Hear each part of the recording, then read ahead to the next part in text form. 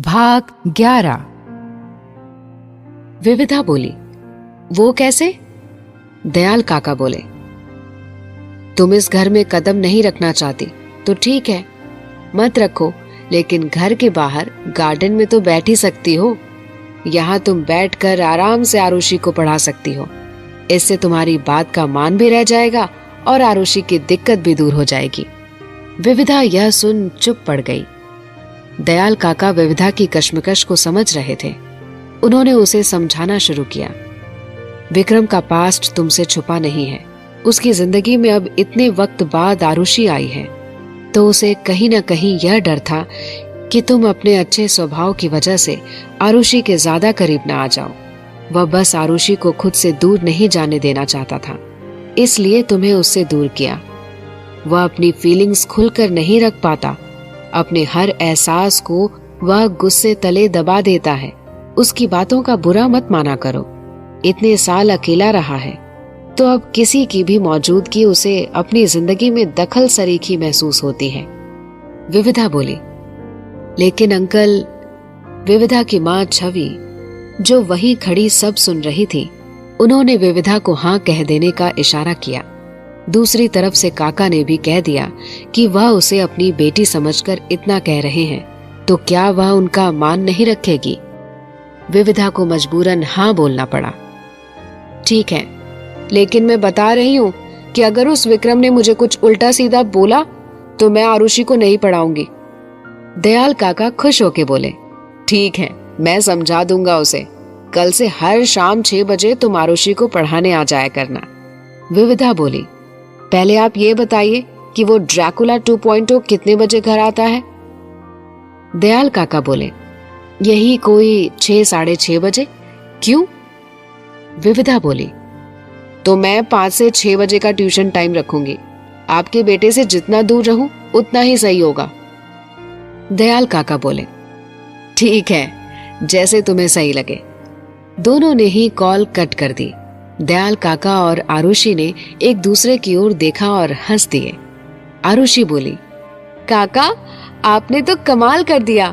हमारा काम भी हो गया और किसी को शक भी नहीं हुआ। अब आगे क्या करेंगे आप? दयाल काका बोले, तुम बस देखती जाओ कि तुम्हारे दयाल काका कैसे सब सही करते हैं। आपको ये सब तरीके कैसे पता हैं? दयाल काका बोले, अपने टाइम पर खुद भी ऐसी तरकीबें लगाई हैं दोस्तों के लिए। आरुषि हंसने लगी, अच्छा, मतलब आपके टाइम भी ये सब हुआ करता था। दयाल काका अपनी मूंछों पर ताव देते हुए बोले, क्यों नहीं, तकरीबन 30 साल पहले की ही तो बात है। मैं कौन सा बाबा आदम के जमाने का हूँ। आरुषि बोली, तो फिर आपने शादी क्यों नहीं की? दयाल काका यह सुन पल भर के लिए चुप हो गए, फिर अपने सिर को पीटते हुए बोले, कितना भुलक्कड़ हूं मैं। तुम अपना होमवर्क करो, मैं विक्रम से बात करके आता हूं। विक्रम अपने कमरे में बैठा आरुषि की बात याद करके सोच रहा था, क्या मैथ्स में यह हाल सिर्फ आरुषि का ही है या बाकी बच्चों का भी है? क्या वह टीचर वाकई अच्छी नहीं है? कहीं मैंने विविधा को क्लास से हटाकर बाकी बच्चों के भविष्य से भी तो खिलवाड़ नहीं किया? कुछ देर सोचने के बाद उसने स्कूल के प्रिंसिपल को फोन किया और आरुषि की नई मैथ टीचर के बारे में पूछा कि वह अपने सब्जेक्ट में कैसी है। प्रिंसिपल ने बताया कि वह भी काफी अच्छी टीचर है और उसका रिजल्ट भी काफी अच्छा आता है। हाँ, यह हो सकता है कि उसके पढ़ाने का तरीका कुछ बच्चों को कम समझ आता हो और आरुषि भी शायद उनमें से एक हो। विक्रम को प्रिंसिपल की बात सही लगी। उसने राहत महसूस की कि बाकी बच्चों का उसके पहले लिए गए फैसले से कोई नुकसान नहीं होगा। विविधा ने छवि जी की तरफ देखा, आपने मुझे हाँ बोलने को क्यों कहा? छवि जी बोली, आरुषि को सच में तुम्हारी जरूरत है बेटा, और विक्रम से तुम्हें क्या लेना देना? उस एक इंसान के लिए तुम आरुषि और उसके दयाल काका को क्यों मना कर रही हो? कभी किसी की मदद को ना नहीं कहते। तुम बस आरुषि को पढ़ाना और सीधे घर चली आना। कोई मतलब ही नहीं रखना विक्रम से। विविधा बोली, आप भी ना कभी कभी बाऊजी जैसे बिहेव करते हो। अच्छा छोड़ो बाकी सब, यह बताओ कि बाऊजी ने 1 लाख रुपए दिए तो नहीं ना बुआ जी को? छवि जी ने उसकी बात काटने की कोशिश की। तू भी पता नहीं कौन सी फालतू की बातें लेकर बैठ गई। चल दोनों माँ बेटी बैठकर थोड़ी देर गप्पे लड़ाते हैं। विविधा बोली, माँ बात मत घुमाओ, बताओ ना। छवि जी निराश सी बोली, इसमें पूछने वाली बात कौन सी है? तुम्हारे बाऊजी पैसे दे चुके हैं। विविधा गुस्से से बड़बड़ाने लगी। पता नहीं बुआ जी का इस तरह बाऊजी को लूटना कब बंद होगा। जब हम सड़क पर आ जाएंगे ना, तब जाकर उन्हें तसल्ली होगी। बचपन से यही सब तो देखती आ रही हूँ। एक फूफा जी हैं जिन्हें अपनी फैमिली की जिम्मेदारियों का कोई एहसास नहीं है। और होगा भी कैसे? बुआ जी यहाँ से पैसे लेकर जाती है ना। वहीं दूसरी ओर मेरे बाऊजी हैं जो एक साथ 2-2 घर संभाल रहे हैं। पानी सर से ऊपर जा रहा है माँ। छवि जी बोली, तू खामखा ही इतना परेशान हो रही है। कितनी बार कोशिश की है ना हमने उन्हें समझाने की। यह बात तो तू भी जानती है, पर कुछ हुआ क्या? नहीं ना। तेरे बाऊजी को जब तक कुछ ठोकर नहीं लगेगी तब तक उनकी आंखों से बहन के नाम की पट्टी नहीं उतरेगी। विविधा बोली, पता नहीं वह दिन कब आएगा। आप भी मुझे बुआ जी से कुछ नहीं कहने देती कि वो बड़ी हैं, लेकिन जब गलती बड़े करें तो उन्हें भी सुनाना पड़ेगा। लेकिन ये संस्कार नाम की ऐसी बेड़ियां डाल रखी हैं आपने कि बस चुपचाप गलत होते हुए देखना पड़ता है। दयाल काका विक्रम के कमरे में गए तो उसे अपने काम में उलझा हुआ पाया। दयाल काका बोले, विक्रम। विक्रम ने एक बार उनकी ओर देखा, फिर वापस अपने काम में लग गया। कहिए।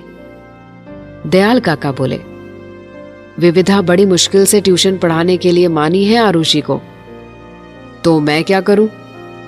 कुछ भी नहीं करना तुम्हें, बस यही बताना था वह आरुषि को पढ़ाकर चली जाया करेगी। तुम उसे कुछ मत कहना, वह तुमसे कुछ नहीं कहेगी। विक्रम नाराजगी से बोला, मेरे पास कोई काम धंधा नहीं है क्या जो फालतू के लोगों से लड़ता फिरूं? मैं बस एक बात कह रहा था। ठीक है, सुन लिया मैंने। एक और बात पूछनी थी। कल्पना का पता चला कुछ? विक्रम के चेहरे पर तनाव उभर आया। नहीं, पता नहीं कहां चली गई है। वैसे गुप्ता अंकल के पास जरूर जाएगी मेरा जवाब पूछने, और उसके बाद ही सोचेगी आगे का प्लान। या फिर, दयाल काका बोले, या फिर क्या विक्रम? विक्रम बोला, जिस तरह की वो औरत है, समझ गई होगी कि उसे मुझसे कुछ नहीं मिलेगा, तो इस वक्त प्लानिंग कर रही होगी कुछ ना कुछ। यही सब तो आता है उसे। आप बस सावधान रहिएगा। दयाल काका बोले, हाँ। ललिता बुआ ने अपने पड़ोस की 2-3 औरतों को चतुराई से विविधा के बारे में खूब बढ़ा चढ़ा कर बोल दिया कि कैसे विविधा का एक ड्राइवर के साथ चक्कर चल रहा है। दरअसल ललिता बुआ जानती थी कि इन पड़ोसनों के पेट में कोई बात नहीं पचती है, तो विविधा वाली बात पक्का सभी से जाकर कहेंगी। और जब यह बात आग की तरह फैलते हुए ब्रिजेश के पास आएगी, तब अपनी बदनामी से बचने के लिए विविधा की शादी कराएगा ही। दयाल काका विक्रम से बात करने के बाद भी चुपचाप वहीं खड़े रहे। कुछ वक्त बाद विक्रम ने उन्हें वहीं खड़े देखा तो बोला, आपको जो कहना है कह डालिए और जाइए। दयाल काका थोड़ा झिझकते हुए बोले, कुछ महीने में 25 के हो जाओगे। तुम्हें नहीं लगता कि तुम्हें शादी कर लेनी चाहिए? विक्रम यह सुन अपने गुस्से को दबाने की कोशिश करने लगा। दयाल काका फिर बोले, आरुषि को भी किसी का साथ मिल जाएगा। तुम भी अपनी परेशानियां किसी के साथ बांट सकोगे। फिर मेरी बकबक सुनने से राहत मिल जाएगी। विक्रम ने एक गहरी सांस ली और वापस काम में लग गया। काका कुछ देर तक उसके जवाब के इंतजार में खड़े रहे, लेकिन जब विक्रम ने कुछ नहीं कहा तो निराश होकर वहां से चले गए। इधर कल्पना ने अब तक आरुषि के स्कूल का पता लगवा लिया था और यह भी जान चुकी थी कि फिलहाल उसे लेने छोड़ने दयाल काका जा रहे हैं। दयाल काका की विक्रम के लिए लॉयल्टी किसी से छुपी नहीं थी, इसलिए उनको खरीदना असंभव था। विक्रम भी बहुत शातिर था, तो वह भी उसके चंगुल में नहीं आएगा। एक आरुषि ही है जो उसके बहकावे में आ सकती है। क्योंकि वो अभी बच्ची है। कल्पना ने अजीत को फोन किया और बोली, क्या तुम नकली प्रॉपर्टी पेपर्स नहीं बनवा सकते? राजेंद्र के, जिसमें यह लिखा हो कि उसने सारी जायदाद मेरे नाम कर दी थी। अजीत बोला, मैं ऐसा कोई काम नहीं करने वाला कल्पना, और तुम्हें सलाह दूंगा कि तुम भी ऐसा कुछ मत करना, क्योंकि अगर तुम्हारी ये जालसाजी पकड़ी गई तो सीधे जेल जाओगी। अब तक तो तुम सारे गुनाह करके बचती रही हो, लेकिन इस बार नहीं बच पाओगी। भूलो मत कि राजेंद्र के वकील गुप्ता के पास असली पेपर्स हैं, और विक्रम भी चुप बैठने वालों में से नहीं है। मैं फिर कह रहा हूं कि बहुत हो गया तुम्हारा, बहुत गलत कर चुकी हो तुम अपनी जिंदगी में, अब सुकून से अपनी जिंदगी जियो।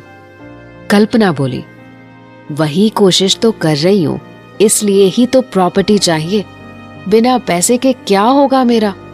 और रही बात विक्रम की, अगर उसके होते हुए भी मुझे आरुषि नहीं मिल सकती तो उसको रास्ते से हटाने के बाद तो मेरे पास आरुषि आ ही सकती है, क्यों?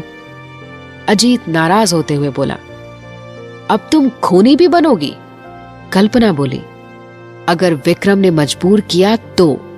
अजीत फिर बोला, तुम ऐसा कुछ भी नहीं करोगी, समझी? कल्पना बोली, मेरे और मेरे सपनों के बीच जो आएगा मैं उसे रास्ते से हटा दूंगी। अगले दिन 5 बजे विविधा आरुषि के यहाँ पहुंची और गार्डन में ही बैठ गई। आरुषि उसे देख अपनी बुक्स लेने घर के अंदर चली गई। मौका देख दयाल काका विविधा के पास आ बैठे। तो क्या सोचा तुमने उस बारे में? विविधा बोली, किस बारे में काका? मैंने तुम्हें एक काम दिया था ना कि तुम्हें एक और शैतान बच्चे को सुधारना है, उसके बारे में क्या सोचा है? विविधा बोली, अंकल आप फिर शुरू हो गए। दयाल काका हंस दिए, तुम्हें लग रहा है कि मैं तुम्हें परेशान करने के लिए कह रहा हूँ, लेकिन मैं सच कह रहा हूँ। इसे भी सुधारने का कुछ इंतजाम करो ना, क्योंकि मैं इसे पहले की ही तरह बनाना चाहता हूँ। विविधा बोली, तो आप ही इसका कुछ इंतजाम कीजिए, मेरा विक्रम से कोई लेना देना नहीं है, इसे तो आप ही सुधारिए। इतने में आरुषि अपनी बुक्स लेकर वहां आ गई। दयाल काका उठकर घर के अंदर चले गए। 6 बजे के करीब विक्रम जब घर लौटा तो उसे विविधा जाती हुई दिखी। वह सोचने लगा कि चलो अच्छा है कि हमारा टाइम अलग है, वरना कुछ न कुछ बहस तो हो ही जाती। वह जैसे ही घर के अंदर जाने को हुआ कि गार्डन में आरुषि अपनी बुक्स को समेट रही थी।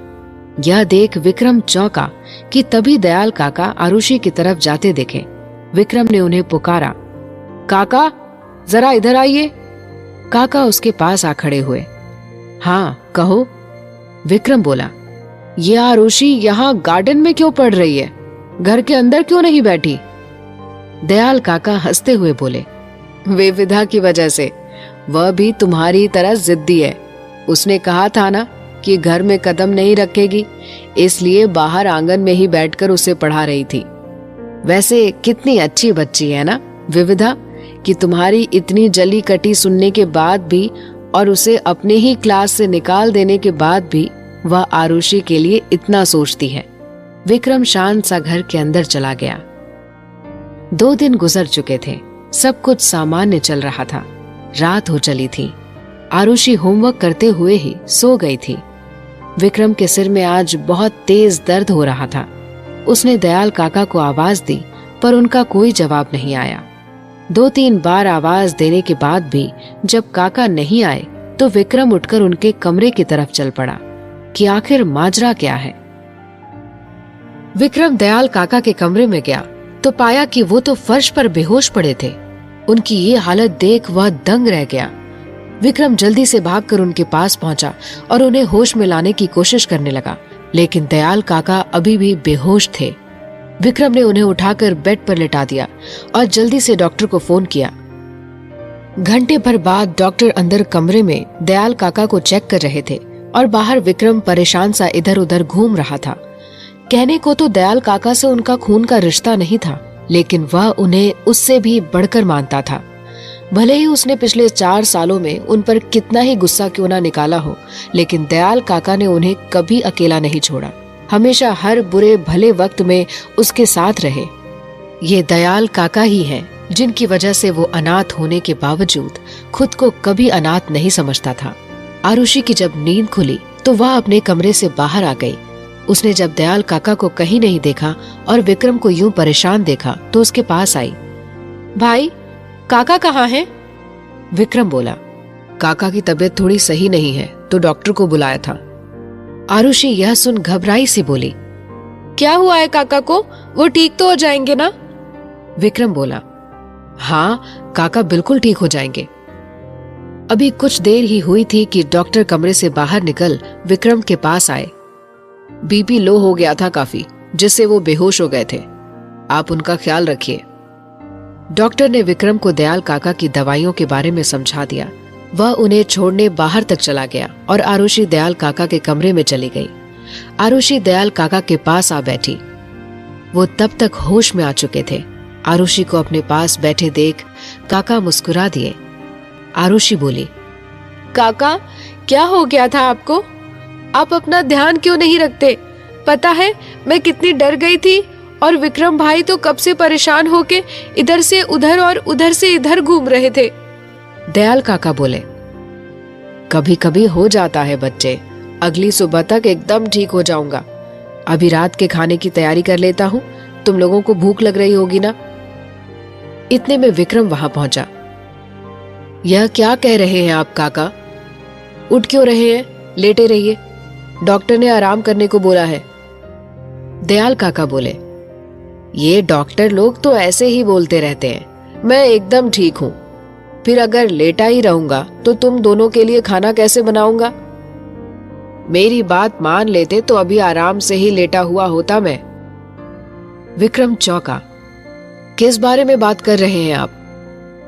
दयाल काका बोले, वही जो मैंने रात को तुमसे कहा था और तुम एकदम चुप पड़ गए थे। विक्रम समझ गया कि दयाल काका उसकी शादी की बात कर रहे हैं। वह बात काटते हुए बोला, आप आराम कीजिए, मैं बाहर से खाना ऑर्डर कर देता हूं। एक दिन बाहर का खाना खा लेंगे तो कोई दिक्कत नहीं होगी। दयाल काका उदास हो गए। मेरे होते हुए भी तुम लोग अगर बाहर का खाना खाओ तो मेरे होने का क्या फायदा? विक्रम बोला, आपकी तबीयत खराब है, मुझे बनाना नहीं आता। अब खाना तो बाहर से ही आएगा ना, आपके लिए सूप मंगा देता हूं। विक्रम कमरे से बाहर निकल गया और फोन कर खाने का ऑर्डर दे दिया। घंटे भर बाद तीनों डाइनिंग टेबल पर बैठे अपना खाना खा रहे थे। आरुषि को खाना टेस्टी नहीं लग रहा था। कुछ ऐसा ही हाल विक्रम का भी था। दयाल काका तो सूप पीते हुए मुंह बना रहे थे। बताओ, एक तो कितना महंगा खाना लिया और वो भी अच्छा नहीं। यह कितना गंदा सूप बनाया है, लगता है कि कोई नौसिखिया होगा। काश घर की बहू ने खाना बनाया होता और मैं उसे खा रहा होता तो कितना आनंद आ रहा होता। मैं भी बूढ़ा हो रहा हूं, कब तक अकेले घर संभालूंगा। विक्रम अभी भी उन्हें कोई जवाब दिए बिना चुपचाप खाना खा रहा था। आरुषि बोली, काका, आप घर में कोई हेल्पर रखने का बोल रहे हैं क्या? दयाल काका बोले, हेल्पर रखने की क्या जरूरत है? इस वक्त घर को एक बहू की जरूरत है। बिटिया, तुम्हारा मन नहीं करता क्या कि घर में तुम्हारी भाभी आए और वह तुम्हारी देखभाल करे, तुम्हारी दोस्त बने, मेरी जिम्मेदारियां बांट ले? विक्रम अब नाराज सा दयाल काका की तरफ देखने लगा। यह क्या शादी शादी लगा रखा है आपने? आपको पता है ना कि मैं शादी नहीं करूंगा, और यह बात मैंने आपसे बहुत पहले ही बोल दी थी, तो फिर क्यों दोबारा इस बात को दोहराया जा रहा है? दयाल काका बोले, हाँ, मुझे याद है कि तुम पहले ही मना कर चुके हो, लेकिन तब तक हमारी जिंदगी में आरुषि नहीं थी। मैं पता नहीं कितना जीऊं और तुम तो हर वक्त अपने काम में उलझे रहते हो। कल को मुझे कुछ हो जाता है तो कोई तो ऐसा होना चाहिए जो इस घर की सारी जिम्मेदारियों को संभाल ले, और साथ ही तुम दोनों को भी। आरुषि का भी तो सोचो। आज के टाइम में एक तो वैसे ही अच्छे रिश्ते नहीं मिलते, ऊपर से तुम मना कर रहे हो। ऐसे कब तक चलेगा बेटा? विक्रम खींच कर बोला, अगर ऐसी बात है तो मैं आपके लिए एक अच्छा सा रिश्ता ढूंढ लेता हूँ, आप ही कर लीजिए शादी। दयाल काका और आरुषि यह सुनकर बड़ी जोर से हंसे। विक्रम को भी हंसी आई, पर वह अपनी हंसी छुपाने में कामयाब रहा। दयाल काका बोले, माना दिखने में मैं अब भी अच्छा खासा दिखता हूँ, लेकिन तुम क्यों मेरा बुढ़ापा खराब करना चाहते हो? उम्र देखी है मेरी, सभी लोग मुझ पर हंसेंगे। अरे उम्र तो तुम्हारी है शादी की। तुम हाँ करो तो एक लड़की पसंद कर रखी है मैंने तुम्हारे लिए, जो आरुषि, तुम्हारा और इस घर का अच्छे से ख्याल रखेगी। विक्रम ने हैरानी से उनकी तरफ देखा। कौन है वह लड़की? किसकी बात कर रहे हैं आप? दयाल काका बोले, पहले शादी के लिए हाँ कहो तो तुम्हें खुद ही पता लग जाएगा कि मैं किसकी बात कर रहा हूं। विक्रम बोला, लगता है बीपी लो होने का असर आपके दिमाग पर भी पड़ा है। आपके साथ रह रहकर आरुषि भी बिगड़ जाएगी। चुपचाप खाना खाइए, मैं भी अपना काम खत्म करके आता हूं थोड़ी देर में, तब आपको दवा दूंगा। विक्रम उठकर अपने कमरे में चला गया।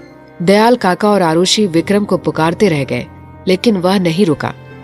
अगले दिन कल्पना मिस्टर गुप्ता के पास पहुंची तो उसे एकदम से इतना कमजोर देख मिस्टर गुप्ता बोले, क्या बात है, आपकी तबीयत सही नहीं है क्या? कल्पना बोली, क्या बताऊं भाई साहब, जब से पता चला है कि मेरे होते हुए भी बच्ची अनाथ की जिंदगी जी रही है, मुझे कुछ अच्छा ही नहीं लगता। उसी की चिंता में घुली जा रही हूँ। या तो मेरी बच्ची मुझे दिला दो, या फिर मुझे भी उस घर में एक छोटी सी जगह दे दो। मिस्टर गुप्ता बोले, माफ कीजिएगा कल्पना जी, लेकिन विक्रम आपके साथ किसी भी तरह का समझौता करने के लिए राजी नहीं है। ना तो वह अपनी प्रॉपर्टी में कोई हिस्सा देगा और ना ही आरुषि। उसका यह फैसला सही भी है। मुझे लगता है कि आपको वापस लौट जाना चाहिए। आरुषि की चिंता करने की आपको कोई जरूरत नहीं है। विक्रम उसका बहुत अच्छे से ख्याल रख रहा है। कल्पना बोली, लेकिन भाई साहब। मिस्टर गुप्ता फिर बोले, माफी चाहता हूं, लेकिन इस मामले में मैं आपकी कोई मदद नहीं कर सकता। कल्पना वहां से बाहर आ गई और सोचने लगी, मुझे तो पहले ही पता था कि विक्रम दो मुंहा सांप है, इतनी आसानी से हार नहीं मानेगा। मुझे अब लुधियाना जाकर अपना प्लान शुरू करना होगा। मैं और ज्यादा इंतजार नहीं कर सकती। अगले दिन विक्रम आरुषि को स्कूल छोड़ने गया। वहां से वो एक कैफे में जाकर बैठ गया, क्योंकि ऑफिस जाने में अभी कुछ वक्त था। कुछ देर बाद उसे एहसास हुआ कि उसके सामने वाली चेयर पर कोई आकर बैठा है। विक्रम ने जब नजरें उठाकर देखा तो सामने मेघा मुस्कुराती हुई बैठी दिखी, जो स्कूल से ही उसका पीछा कर रही थी।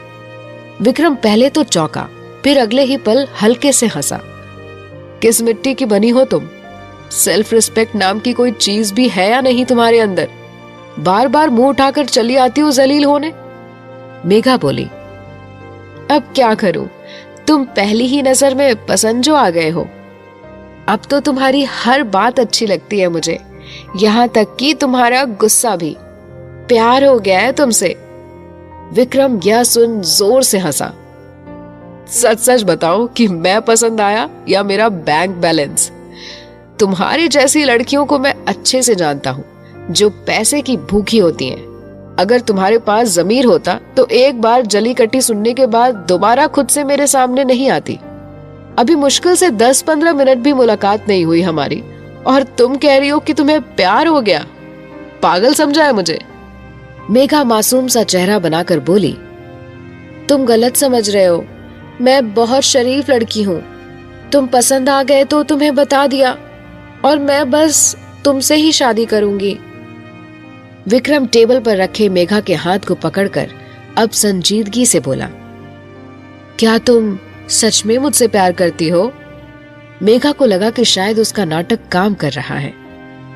हाँ, मैं सच में तुमसे प्यार करती हूँ। विक्रम बोला, ठीक है, तो चलो फिर हॉस्पिटल। मेघा यह सुन चौंकी। हॉस्पिटल क्यों? क्या तुम डॉक्टर हो? विक्रम बोला, नहीं। तो फिर? विक्रम बोला, मेरा एक किडनी पहले ही खराब हो चुका है और दूसरी कभी भी जवाब दे सकती है। डॉक्टर से चेक करवाऊंगा कि क्या तुम्हारी किडनी मेरे लिए काम आ सकती है। तुम दिल तो दे ही चुकी हो अपना, अब एक किडनी भी दे देना, अगर वो मैच कर गई तो। यह सुनते ही मेघा की हालत खराब हो गई। वह सोचने लगी कि यहाँ कहाँ फंस गई। विक्रम खड़ा हो मेघा का हाथ पकड़ उसे जबरदस्ती अपने साथ ले जाने लगा, लेकिन मेघा उससे हाथ छुड़ाकर दूर खड़ी हो गई। पागल हो क्या? मैं अपनी किडनी क्यों दूंगी तुम्हें? विक्रम बोला। क्योंकि तुम प्यार करती हो मुझे, तो इतना तो कर ही सकती हो ना। मेघा बोली। मैं कोई प्यार व्यार नहीं करती तुमसे। सोचा था कि तुम्हारे पैसों से सारे अरमान पूरे करूंगी, लेकिन तुम तो किडनी ही मांग रहे हो। मुझे नहीं करनी तुमसे शादी। मेघा जल्दी से वहां से भागी। विक्रम बड़बड़ाया। दिखा दिया ना असली रंग। छवि जी मोहल्ले में खड़ी कुछ पड़ोसनों के साथ बातें करती हुई ठेले वाले से सब्जी ले रही थी। तभी ललिता बुआ की एक सहेली विभा वहां आकर सब्जी खरीदने लगी। छवि जी को देख वह उन पर तंज कसने लगी। आजकल तो जमाना ही खराब है। लड़कियां घर से निकलती हैं नौकरी का बोलकर, लेकिन बाहर इश्क फरमाया जाता है। अरे सब माँ बाप के संस्कारों की कमी है और उनकी परवरिश भी बेकार ही होती है। लड़की नाक के नीचे कांड कर रही होती है, लेकिन उन्हें खबर ही नहीं होती। और क्या पता खबर हो भी, लेकिन बेटी को रोकते ही ना हो। एक पड़ोसन बोली। क्या हुआ? क्या अपने मोहल्ले में भी ऐसा कुछ हो रहा है क्या? विभा बोली। और नहीं तो क्या, पता चला है कि खुद को शरीफ घर की बेटी कहने वाली एक लड़की का चक्कर किसी ड्राइवर के साथ चल रहा है। दूसरी पड़ोसन हैरानी से बोली। अच्छा, कौन है वो? विभा ने चुपचाप खड़ी छवि जी की तरफ व्यंग्यात्मक दृष्टि से देखा। अब सब कुछ बता, मैं ही पाप की भागीदारी क्यों बनूं? वह अब अपनी सब्जियां लेकर चली गई, लेकिन छवि जी को उसकी वो नजर चुप सी गई। उन्हें समझ नहीं आ रहा था कि आखिर विभा उन्हें ही क्यों ऐसे देख रही थी। क्या वो विविधा की बात कर रही थी? शाम तकरीबन 6:15 पर जब विक्रम ऑफिस से घर लौटा तो उस वक्त बारिश हो रही थी। उसने देखा कि विविधा घर के बाहर बैल्कनी के नीचे आड़ में छुपकर बारिश से बचने के लिए खड़ी हुई थी। दयाल काका और आरुषि घर के अंदर की तरफ खड़े होकर उसे बार बार अंदर आने के लिए कह रहे थे, लेकिन विविधा किसी की नहीं सुन रही थी। दयाल काका की नजर जब विक्रम की गाड़ी पर पड़ी तो आरुषि को लेकर घर के अंदर चले गए। आरुषि को कमरे में भेज चुपके से दरवाजे के पीछे से झांकने लगे। विक्रम गाड़ी पार्क कर पहले तो विविधा को नजरअंदाज कर घर के अंदर की तरफ चल पड़ा, लेकिन दहलीज पर रुक गया। उसने विविधा की ओर देखा और नाराज सा बड़बड़ाने लगा। मुझे तो खड़ूस, ड्रैकुला वगैरह बोलती रहती है, लेकिन कभी खुद की हरकतें देखी है? नखरीली लड़की। वह वापस लौट विविधा के पास आ खड़ा हुआ। विविधा ने उसकी ओर देखा, फिर उसे इग्नोर कर दूसरी तरफ देखने लगी। विक्रम को उसका यूं नजरअंदाज करना अखर गया। वह गुस्से से विविधा को घूरने लगा। आगे क्या हुआ जानने के लिए सुनिए कहानी का अगला भाग।